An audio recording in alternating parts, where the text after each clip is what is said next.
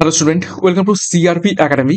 CRP একাডেমিতে তোমাদের সকলকে স্বাগত এবং প্রত্যেককে গুড ইভিনিং।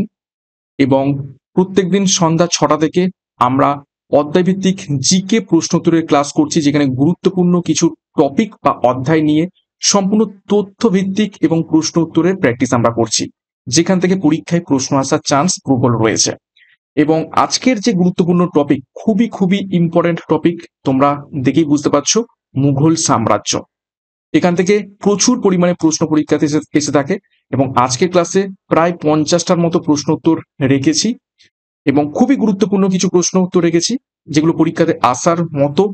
কিছু প্রশ্ন অলরেডি পরীক্ষাতে এসেছে এবং শুরু থেকে শেষ পর্যন্ত যদি এই ক্লাসটা করো, আশা করছি পরীক্ষাতে তোমরা প্রশ্নগুলো একদম হুবহু কমন পেয়ে যাবে। তো সিআরপি একাডেমিতে নতুন হয়ে থাকলে চ্যানেলকে সাবস্ক্রাইব করো, পাশের বেল আইকনটা প্রেস করে রাখো এবং টেলিগ্রামে যুক্ত হয়ে যাও। তো আজকের ক্লাসে কি কি গুরুত্বপূর্ণ প্রশ্ন উত্তর রয়েছে মুঘল সাম্রাজ্যের উপর থেকে, সেগুলো এক এক করে দেখে নেওয়া যাক। প্রথম প্রশ্ন কি বলছে, প্রত্যেকটা প্রশ্ন চলাকালীন তোমরা নিজেরাই সঠিক উত্তরগুলো করার চেষ্টা করো। দেখো, 1 নম্বর প্রশ্ন, বাবর 1526 সালে প্রথম পানিপথের যুদ্ধে কাকে পরাজিত করেছিলেন? 50টা প্রশ্ন উত্তর রয়েছে। ইজি, মডারেট, হার্ড লেভেল সমস্ত প্রশ্নই মিলেমিশে রেখেছি মুঘল সাম্রাজ্য থেকে, এবং প্রত্যেকটা প্রশ্ন চেষ্টা করো এবং খুব তাড়াতাড়ি উত্তরগুলো করার চেষ্টা করব। তো 4টে অপশানের মধ্য থেকে সঠিক উত্তর হয়ে যাবে অপশান বি, ইব্রাহিম লোদি। আমরা গত যে ইতিহাসের ক্লাস করেছিলাম সেটা হচ্ছে সুলতান সাম্রাজ্য বা সুলতান যুগ। সেই সুলতান যে বংশ ছিল, দিল্লির যে সুলতান সাম্রাজ্য, সেই সুলতান সাম্রাজ্যের শেষ রাজা ছিলেন ইব্রাহিম লোদি, এবং তাকে পরাজিত করে 1526 সালে প্রথম পানিপথের যুদ্ধের মাধ্যমে বাবর সুলতান বংশকে শেষ করে মুঘল বংশ বা মুঘল সাম্রাজ্য শুরু করেছেন। ওকে, নেক্সট 2 নম্বর প্রশ্ন। প্রশ্নটাকে ভিভিআই করবে, বহুবার পরীক্ষা এসেছে, ডাব্লিউবিসিএসেও এসেছে। দেখো, কোন ভাষায় বাবর নামা লেখা হয়েছিল? নিচের কোন ভাষায় বাবর নামা লেখা হয়েছিল?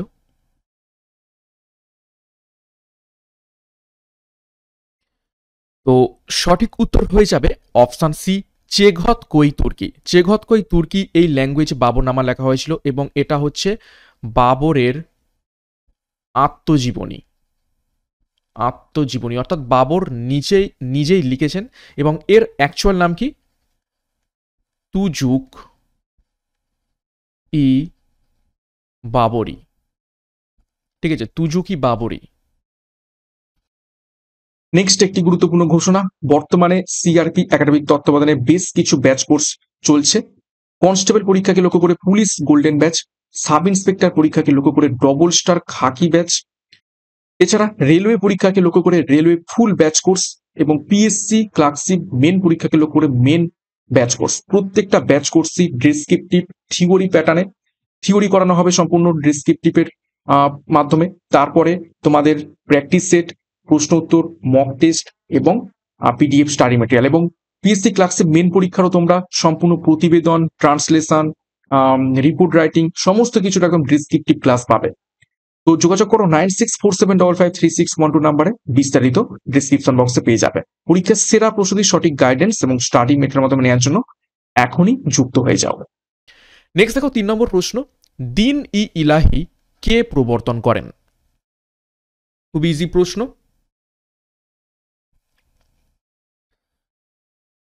তো সঠিক উত্তর হয়ে যাবে অপশান ডি, সম্রাট আকবর দিন ই ইলাহি এটি প্রবর্তন করেন। তো দিন ই ইলাহি এটি কি? দেখো, 1582 খ্রিস্টাব্দে প্রবর্তিত ধর্মীয় বিশ্বাসের ব্যবস্থা হচ্ছে এই দিন ই ইলাহি। দিন ই ইলাহি ছিল একটা নতুন ধর্ম ব্যবস্থা, যেটা 1582 খ্রিস্টাব্দে আকবর প্রবর্তন করেছিলেন। দেখো, বীরবল সর্বপ্রথম এই ধর্ম গ্রহণ করেছিলেন, এবং বীরবলের আসল নাম পরীক্ষা এসে থাকে, সেটা হচ্ছে মহেশ দাস। নেক্সট 4 নম্বর প্রশ্ন, কোন দুই মুঘল সম্রাট আত্মজীবনী লিখেছিলেন? একটু আগে দেখলাম তুজুকি বাবরি, যেটা বাবরের আত্মজীবনী। তার মানে একটা জিনিস কনফার্ম, যে অপশনগুলোর মধ্য থেকে বাবর যেখানে রয়েছে সেটা হবে। তো বাবরের সাথে আর কোন মুঘল সম্রাট আত্মজীবনী লিখেছেন? তো সঠিক উত্তর হয়ে যাবে, দেখো, অপশান বি, বাবর ও জাহাঙ্গীর। ওকে, নেক্সট 5 নম্বর প্রশ্ন, আইনি আকবরী এর লেখক হলেন নিচের কোন ব্যক্তি? চারটে অপশন, আকবর, বীরবল, টোডরমল নাকি আবুল ফজল?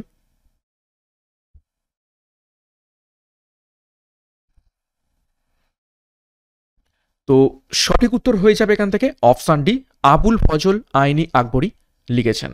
এবং শুধুমাত্র আইনি আকবরী নয়, তার সাথে সাথে আকবর নামাও তিনি লিখেছেন। নেক্সট 6 নম্বর প্রশ্ন, হুমায়ুন নামা কার রচনা? প্রশ্নটাকে ভিভিআই করো, খুবই গুরুত্বপূর্ণ প্রশ্ন, তোমাদের বিগত বছরের পুলিশ পরীক্ষারই এটা প্রশ্ন ছিল। নিচের কোন ব্যক্তি হুমায়ুন নামা লিখেছেন? দেখো, হুমায়ুন, আবুল ফজল, গুলবদন বেগম নাকি বাদাউনি? সঠিক উত্তর হয়ে যাবে অপশান সি, গুলবদন বেগম। তো গুলবদন বেগম ছিলেন আর কেউ নয়, হুমায়ুনের নিজের বোন, অর্থাৎ বাবরের কন্যা। নেক্সট 7 নম্বর প্রশ্ন, অমৃতসরের স্বর্ণ মন্দির তৈরি করার জন্য কোন মুঘল সম্রাট শিখদের জমি প্রদান করেছিলেন?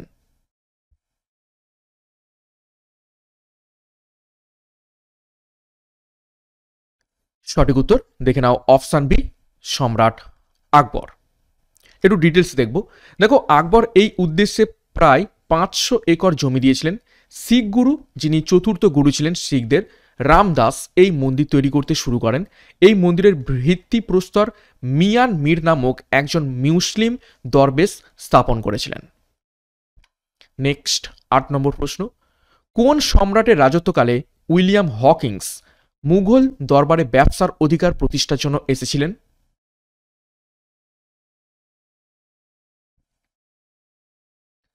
নিচের কোন মুঘল সম্রাটের দরবারে উইলিয়াম হকিংস ব্যবসার অধিকার প্রতিষ্ঠার জন্য এসেছিলেন? তো সঠিক উত্তর হয়ে যাবে এখান থেকে অপশান বি, জাহাঙ্গীর। ঠিক আছে, জাহাঙ্গীরের দরবারে 1609 সালে উইলিয়াম হকিংস এসেছিলেন, কিন্তু এই 1609 সালে জাহাঙ্গীর উইলিয়াম হকিংসকে যে ব্যবসার জন্য যে ইস্ট ইন্ডিয়া কোম্পানি প্রতিষ্ঠা, তার কিন্তু অনুমতি দেননি।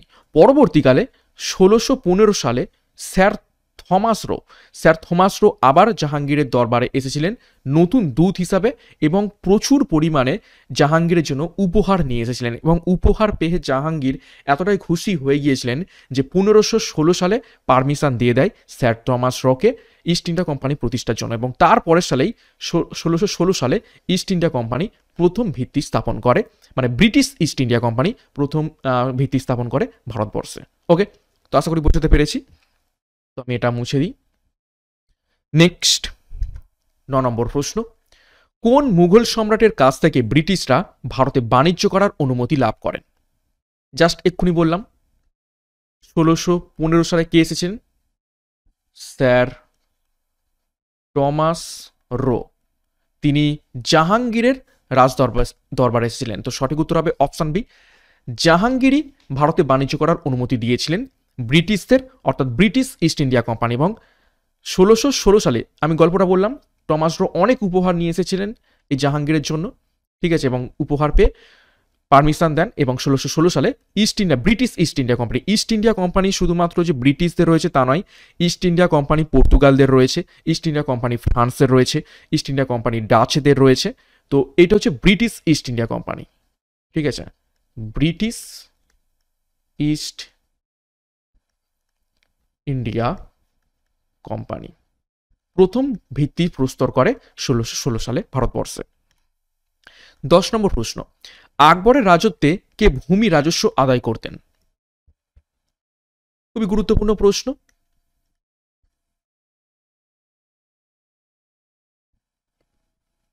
সঠিক উত্তর হবে দেখো অপশান এ, টোডরমল ভূমি রাজস্ব আদায় করতেন। 11 নম্বর প্রশ্ন দেখো, আকবরের মায়ের নাম কি? আনকমন প্রশ্ন, কিন্তু 2-1বার পরীক্ষাতে এসেছে। আকবরের পিতাকে হুমায়ুন। ঠিক আছে, তো হুমায়ুনের আমি যতদূর জানি 7 জন বেগম ছিলেন, এবং যেখানে এই যে 4 জনের নাম দেয়া রয়েছে অপশানে, এই 4 জন বেগমই ছিলেন হুমায়ুনের বেগম, এবং 7 জন টোটাল বেগম ছিলেন। তো সেই 7 জন বেগমের মধ্য থেকে আকবর কোন বেগমের সন্তান? তো সঠিক উত্তর হবে option C, Hamida Banu. Next 12 নম্বর প্রশ্ন, আকবরের ভূমি রাজস্ব মন্ত্রী টোডরমল 1582 সালে যে ব্যাপক ভূমি সংস্কার করেন তা কি নামে পরিচিত ছিল? ভিভিআই করবে প্রশ্নটিকে।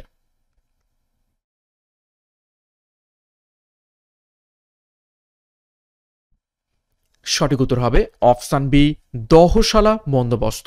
এবং দহশালা বন্দোবস্ত কত সালে এসেছে? 1582 সালে। এই সালটাও কিন্তু খুবই গুরুত্বপূর্ণ, প্রশ্নতেও দেয়া রয়েছে। তো আমি কিন্তু এক্সট্রাভাবে নোট করলাম, কেননা পরীক্ষায় প্রশ্ন এসেছে যে দহশালা বন্দোবস্ত আকবর কোন সালে চালু করেন। তো সঠিক উত্তর হবে 1582 সালে। নেক্সট 13 নম্বর প্রশ্ন, কোন মুঘল সম্রাটের সমাধিভূমি মায়ানমারের ইয়াঙ্গুনে অবস্থিত?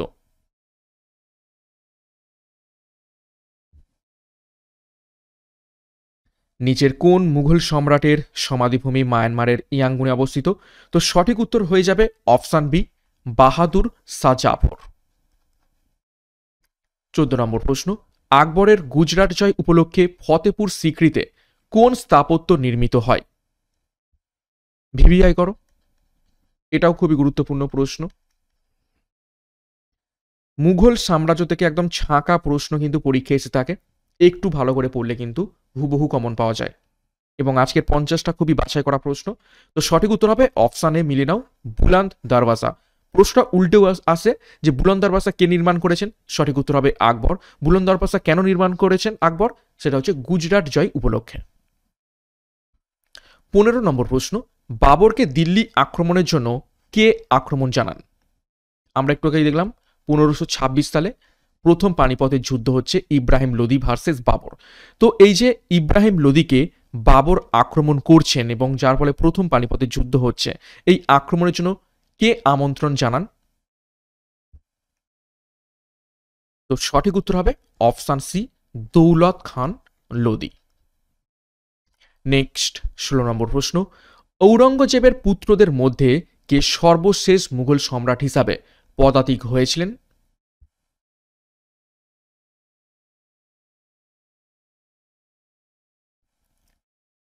তো সঠিক উত্তর হবে, দেখো, অপশান এ, মুয়াজ্জম। 17 নম্বর প্রশ্ন, আকবরের সভায় কাকে সোনার কলম বলা হতো? ভিভিআই করবে, খুবই আনকমন প্রশ্ন এবং খুবই গুরুত্বপূর্ণ প্রশ্ন। আকবরের সভায় কাকে সোনার কলম বলা হতো? সঠিক উত্তর হয়ে যাবে অপশান ডি, মোহাম্মদ হুসেনকে। নেক্সট 18 নম্বর প্রশ্ন, কোন ইটালিয়ান পরিব্রাজক স্টোরিয়া ডু মোগর বা মুঘলদের গল্প লিখেছিলেন?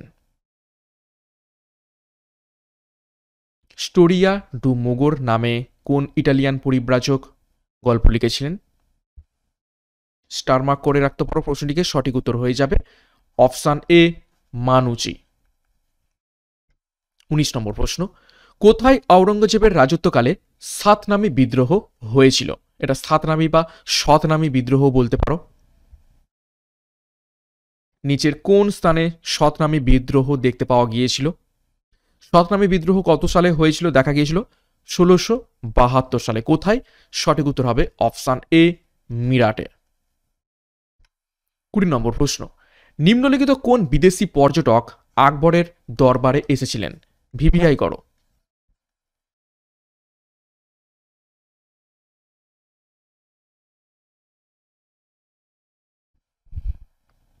তো সঠিক উত্তর হবে, দেখো, অপশান ডি, র্যালফ ফিচ। র্যালফ ফিচ আকবরের দরবারে এসেছিলেন কত সালে? 1584 সালে। টমাস মুনরো আমি বলে দিয়েছি কার দরবারে এসেছিলেন? জাহাঙ্গীর। কত সালে? 1615 সালে। এবং মানচি এসেছিলেন কার সময়? ঔরঙ্গজেব। ওকে, নেক্সট 21 নম্বর প্রশ্ন, আকবর কার বিরুদ্ধে হলদিঘাটের যুদ্ধ করেছিলেন?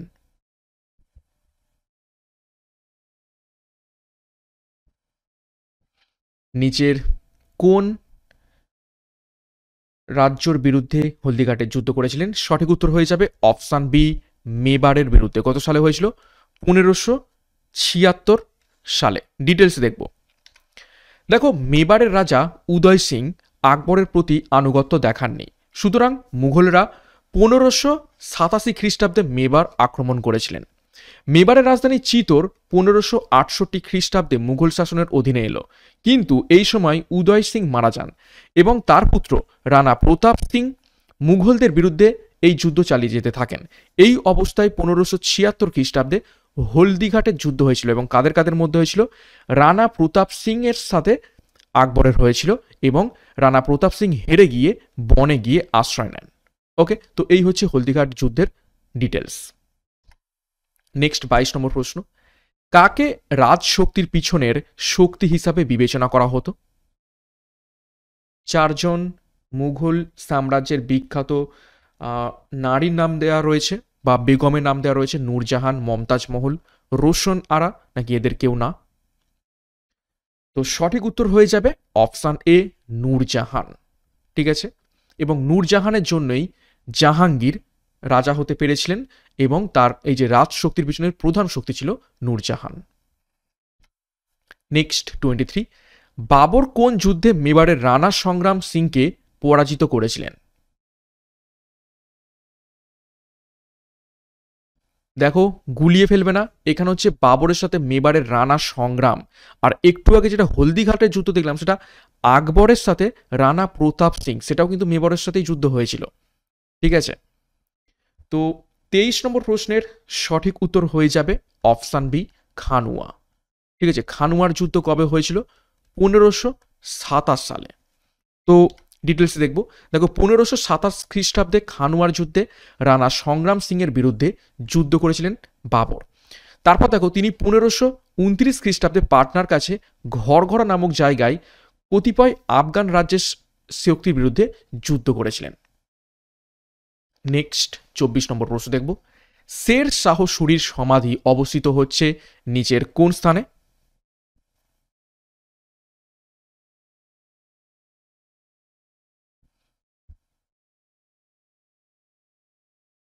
তো শের শাহের সমাধি অবস্থিত রয়েছে অপশান সি, সাসারামে। কোথায় অবস্থিত সাসারাম?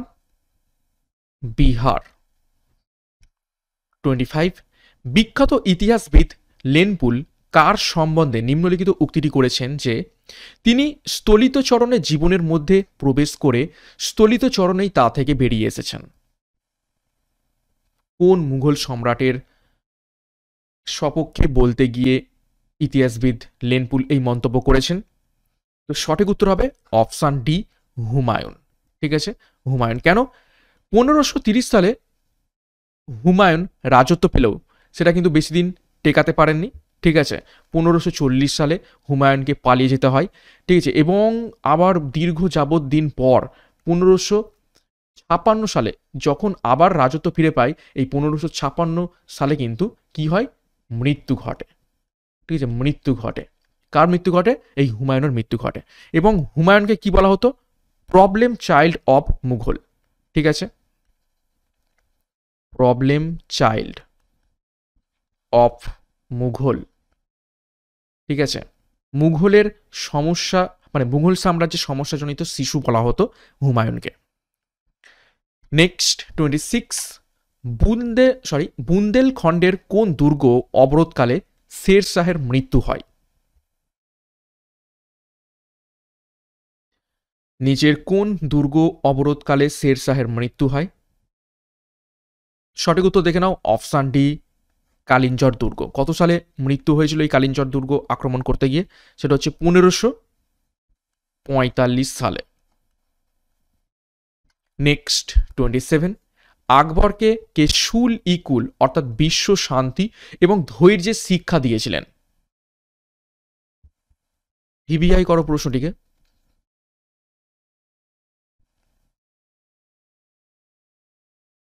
সঠিক উত্তর হবে অপশান সি, আব্দুল লতিফ।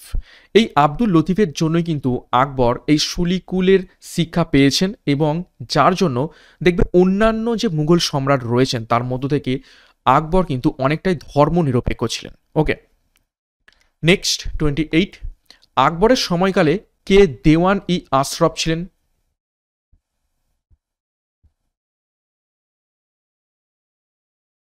নিচের কোন ব্যক্তি দেওয়ান ই আশরফ ছিলেন আকবরের সময়কালে? সঠিক উত্তর হবে অপশান বি, টোডরমল। নেক্সট 29, 1540 খ্রিস্টাব্দে কোন যুদ্ধের হারার পরে হুমায়ুন ভারত ছেড়ে পালিয়ে গিয়েছিলেন?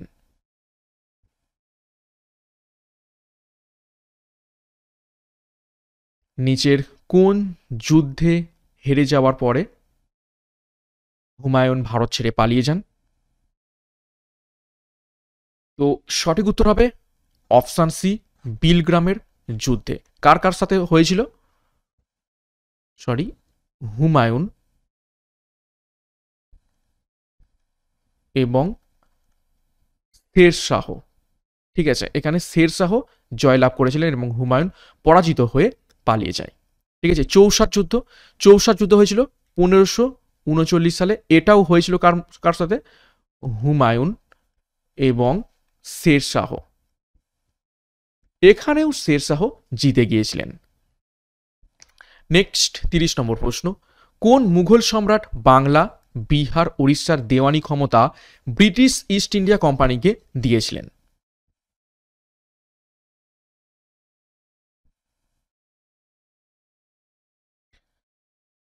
সঠিক উত্তর দেখে নাও, অপশান বি, দ্বিতীয় শাহ আলম। 31 নম্বর প্রশ্ন, কত সনে দিল্লিতে শাসক হিসাবে শেরশাহ সুরির আবির্ভাব ঘটেছিল? জাস্ট একটু আগেই দেখলাম কোন সালে বিলগ্রামের যুদ্ধে হেরে গিয়ে হুমায়ুন পালিয়ে যাচ্ছে, তো সেই সালটাই হয়ে যাবে শেরশাহ সুরির আবির্ভাব। এবং সুরি ডাইনেস্টি মানে মুঘল সাম্রাজ্যের মাঝখানে সুরি বংশ ঢুকে গিয়েছিল। তো সঠিক উত্তর হবে অপশান সি, 1540 সালে। নেক্সট 32, মুঘল সাম্রাজ্যের দুর্বলতার সময়কালে কে স্বাধীন বাংলা রাষ্ট্র গড়ে তুলেছিলেন?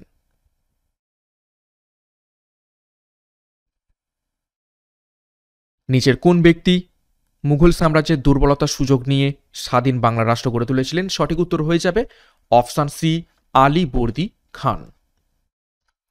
33, হঠাৎ সিঁড়ি থেকে পড়ে গিয়ে কোন মুঘল সম্রাটের মৃত্যু হয়েছিল? ভিভিআই করো।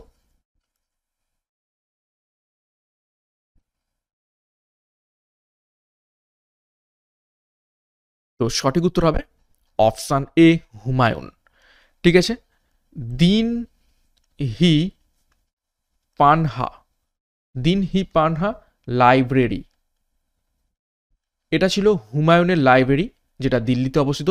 সেই দিল্লির এই লাইব্রেরির সিঁড়ি থেকে পড়ে গিয়ে হঠাৎ মারা গিয়েছিলেন হুমায়ুন। কত সালে? 1556 সালে। 34 নম্বর প্রশ্ন, নিম্নলিখিত কোন সম্রাট জিন্দা পীর হিসাবে পরিচিত হতো বা বিবেচিত হতো? খুবই খুবই গুরুত্বপূর্ণ প্রশ্ন, বহুবার পরীক্ষা এসেছে, তোমাদের পুলিশ পরীক্ষারই বিগত বছরের প্রশ্ন এটা। নিচের কোন মুঘল সম্রাট জিন্দা পীর হিসাবে পরিচিত? সঠিক উত্তর দেখে নাও, অপশান সি, ঔরঙ্গজেব। কেন এই জিন্দা পীর হিসাবে পরিচিত? ঠিক আছে, এর একটা পিছনের গল্প রয়েছে। ঔরঙ্গজেব রাজা ছিলেন, সম্রাট ছিলেন, তা সত্ত্বেও নিজের জীবন অতিবাহিত করার জন্য, অর্থাৎ নিজের প্রয়োজনীয় যে সমস্ত অর্থ সেটা উপার্জন করতেন, তিনি কোরআনকে অনুবাদ করে বা কোরআন নিজের হাতে লিখে এবং টুপি সেলাই করে, ঠিক আছে, মুসলিম ধর্মাবলম্বীরা টুপি পরে দেখেছো, সেই টুপি সেলাই করে এবং কোরআন লিখে তিনি তার নিজের প্রয়োজন মতো অর্থ ব্যয় করতেন। তো সেই জন্য তাকে জিন্দা পীর হিসাবে ডাকা হতো। নেক্সট 35, ঔরঙ্গজেবের আদেশে কোন শিখ গুরুকে হত্যা করা হয়েছিল?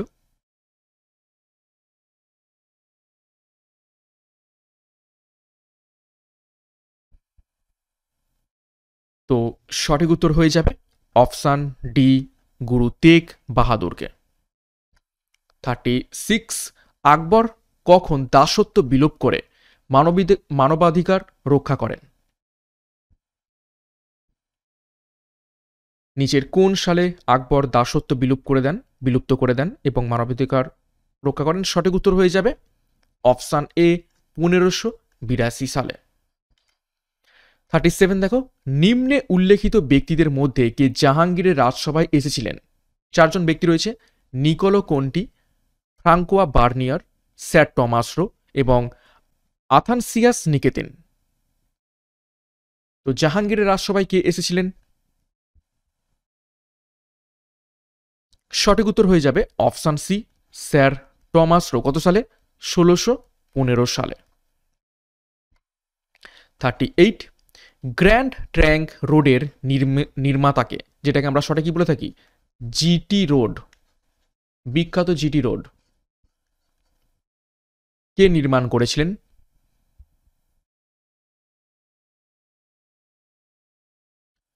সঠিক উত্তর হবে option D, Sher Shah.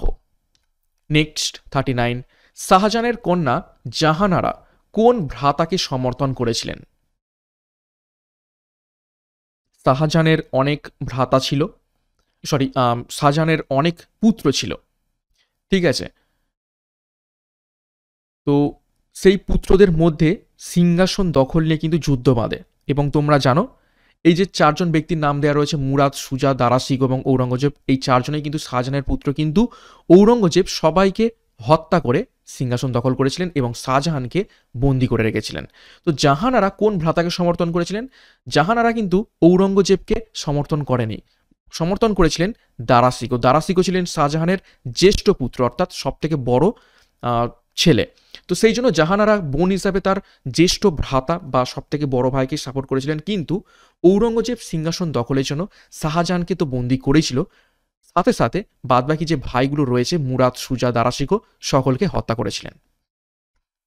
Next 40 নম্বর প্রশ্ন, যে বিদেশি রাজা ভারতের কোহিনূর মণি ও ময়ূর সিংহাসন লুট করেন তিনি নিচের কোনজন?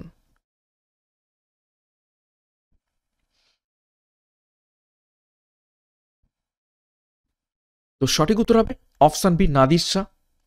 তো নাদির শাহ দেখো 1739 সালে ভারতবর্ষ আক্রমণ করেন এবং দিল্লি লুণ্ঠন করেন। নেক্সট 41, আকবরের আদালতে সবচেয়ে বিখ্যাত হিন্দি কবি কে ছিলেন? ভিভিআই করো, পরীক্ষা এসেছে অনেকবার।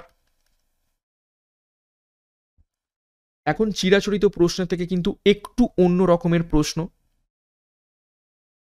একটু আনকমন প্রশ্ন কিন্তু আসার চেষ্টা চলছে। তো সেই জন্য ইজি, মডারেট, হার্ড সমস্ত প্রশ্নই আমরা করছি। তো এখানে সঠিক উত্তর হবে অপশান বি, আব্দুল রহিম খানি খান্না হচ্ছে বিখ্যাত হিন্দি কবি ছিলেন আকবরের দরবারে। 42, কে দু আসপাসি আসপা ব্যবস্থা চালু করেছিলেন? এটা তোমাদের পুলিশ পরীক্ষার বিগত বছরের প্রশ্ন, এটা ডাব্লিউবিপি এসআই এর প্রশ্ন। কে দু আসপা সি আসপা ব্যবস্থা চালু করেছিলেন?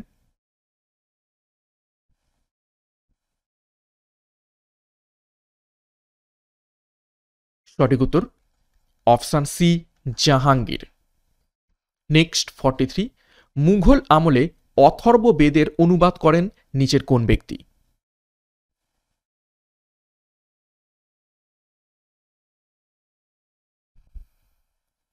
সঠিক উত্তর অপশান সি, হাজি ইব্রাহিম। গুরুত্বপূর্ণ। নেক্সট 44 দেখো, যুদ্ধক্ষেত্রে রুমি কৌশল ব্যবহার করেছিলেন নিচের কোন মুঘল সম্রাট?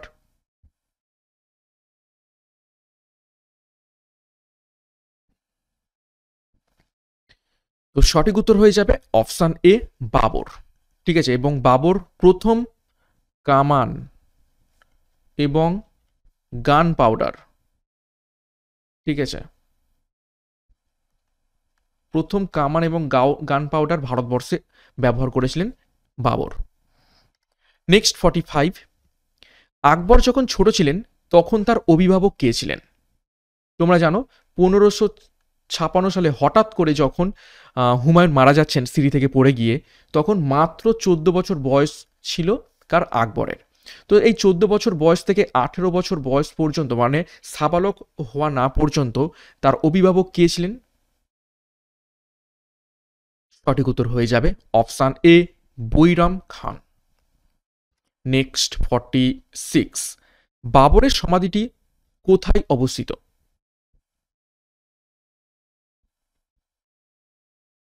বাবর এবং জাহাঙ্গীর এই দুইজন মুঘল সম্রাটের সমাধি ভারতবর্ষের বাইরে রয়েছে, এবং আরও একজনের রয়েছে দ্বিতীয় বাহাদুর শাহ জাফর, তার মায়ানমারের রেঙ্গুনে রয়েছে বা ইয়াঙ্গুনে রয়েছে। তো বাবরের সমাধি রয়েছে অপশান বি, কাবুলে, এবং লাহোরে রয়েছে কার? জাহাঙ্গীরের। ওকে, সাসারামের কার দেখলাম? শের শাহ। নেক্সট 47, কোন মুঘল সম্রাট খুব ভালো বীণা বাজাতে পারতেন?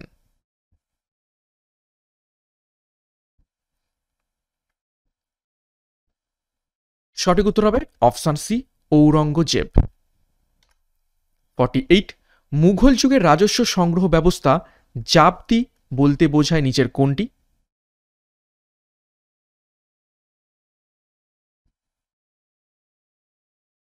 জাপ্তি ব্যবস্থা বলতে কি বোঝায়? দেখো, চারটে অপশনের মধ্য থেকে সঠিক উত্তর হয়ে যাবে অপশান ডি, মোট উৎপাদনের 1/3। ঠিক আছে। নেক্সট 49, ফতেপুর সিক্রিতে ইবাদত খানা কি ছিল? ইবাদত খানা কে প্রতিষ্ঠা করেন? আকবর প্রতিষ্ঠা করেন।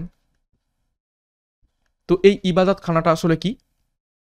তো সঠিক উত্তর হয়ে যাবে দেখো অপশান বি, সকল ধর্ম সম্বন্ধে আলোচনা করার জন্য একটি বিশেষ গৃহ, সেটা হচ্ছে ইবাদতখানা। এবং কত সালে এটি প্রতিষ্ঠা করেছিলেন? 1575 সালে প্রতিষ্ঠা করেন। খুবই গুরুত্বপূর্ণ সালটাও। 50 নম্বর প্রশ্ন এবং আজকের ক্লাসের শেষ প্রশ্ন, আমরা যে মুঘল সাম্রাজ্য নিয়ে আলোচনা করছি। দেখো, কে কৃষকদের জন্য কবুলিয়ত ও পাট্টা প্রথা চালু করেছিলেন? ভিভিআই করা প্রশ্নটিকে, পাট্টা এবং কবুলিয়ত প্রথা চালু করেছিলেন নিচের কোন ব্যক্তি? তো সঠিক উত্তর হয়ে যাবে অপশান এ, শের শাহ। ওকে, তো এই ছিল খুবই গুরুত্বপূর্ণ বাছাই করা 50টা প্রশ্ন উত্তর মুঘল সাম্রাজ্য থেকে। 50-এর মধ্যে কার কত স্কোর হয়েছে কমেন্ট বক্সে কমেন্ট করবে, এবং প্রশ্নগুলো কেমন ছিল সেগুলো কমেন্ট বক্সে কমেন্ট করবে। এবং ক্লাসটা শেষ করার আগে আরো একবার গুরুত্বপূর্ণ ঘোষণা, কনস্টেবল পরীক্ষাকে লক্ষ্য করে police golden batch, sub inspector পরীক্ষাকে লক্ষ্য করে ডবল স্টার খাকি ব্যাচ, রেলওয়ে পরীক্ষাকে লক্ষ্য করে রেলওয়ে ফুল ব্যাচ কোর্স এবং পিএসসি ক্লার্কশিপ মেন্স পরীক্ষাকে লক্ষ্য করে মেন ফুল ব্যাচ কোর্স। যার যেটি প্রয়োজন রয়েছে সেই অনুযায়ী যোগাযোগ করো 9647553612 নাম্বারে, বিস্তারিত ডিসক্রিপশন বক্সে পেয়ে যাবে। এবং অবশ্যই সিআরপি একাডেমিতে নতুন হয়ে থাকলে চ্যানেলকে সাবস্ক্রাইব করো, পাশের বেল আইকনটা প্রেস করে রাখো এবং টেলিগ্রামে যুক্ত হয়ে যাও। তো আজকের মতো ক্লাসটা এখানে শেষ করছি। প্রত্যেককে all the best, thank you, by.